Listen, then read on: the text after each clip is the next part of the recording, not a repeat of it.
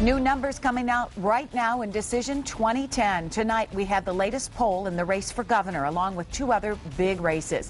And you're only going to see those results right here on TV8. Political reporter Rick Alvin is breaking down the latest numbers. He joins us live from the live desk. Rick, we've been waiting to see what they are. Absolutely. Let's get right to them, because here's what we've got. New numbers this month. From just 1 month ago, things have changed, but very, very little.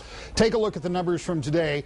53% of the 600 people surveyed say that they would pick Rick Snyder, the Republican candidate for governor. 29% say Bernero. You can see between third party and undecided another 18%. Let's take a look at what it looked like last month when 51% were for Snyder, Bernero at 29%. That is statistically within the margin of error. Things just not have moved very much since last month's poll. If we can go back to today's numbers, there are some interesting things in here.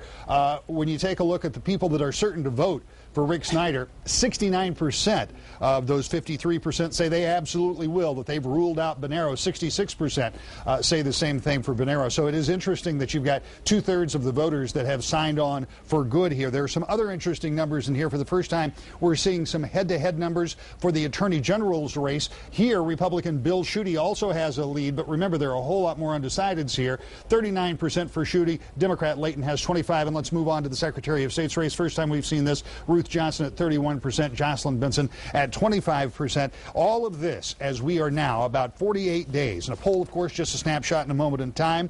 We will be keeping a close eye on all of this between now and November 2nd, because we've already made the commitment to bring you the most comprehensive coverage of Decision 2010.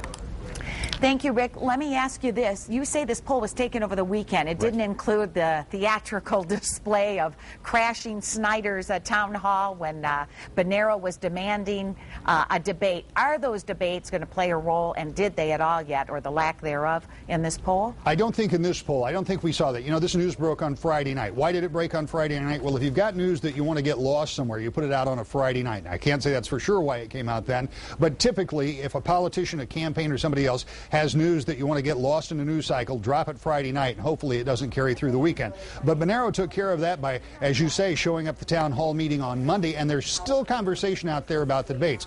I don't think that the average voter is going to make a decision based on that, but it kind of depends on how the narrative goes forward. If Snyder has to continue to answer questions about why he doesn't want to have debates, I don't know that that changes votes, but it can certainly create an irritation in the campaign if that question keeps coming up, and you can bet that Bernero is going to continue to ask it. It certainly could be troublesome.